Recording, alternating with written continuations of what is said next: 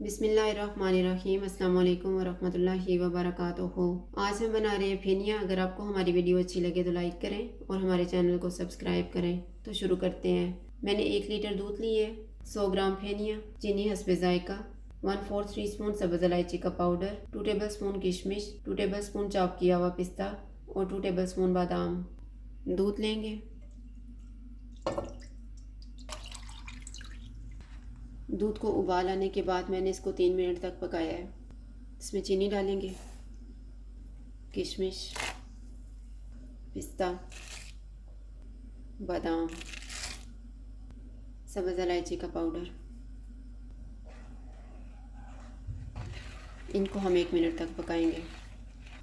1 minute के बाद फेनिया डालेंगे। इनको हम 1 मिनट तक पकाएंगे। 1 मिनट गुजर गया। अब हम चूल्हा बंद कर देते हैं और इन्हें ऊपर से ढक देते हैं 2 मिनट के लिए। 2 मिनट गुजर गए हैं। अब इनको हम डिश में निकाल लेते हैं।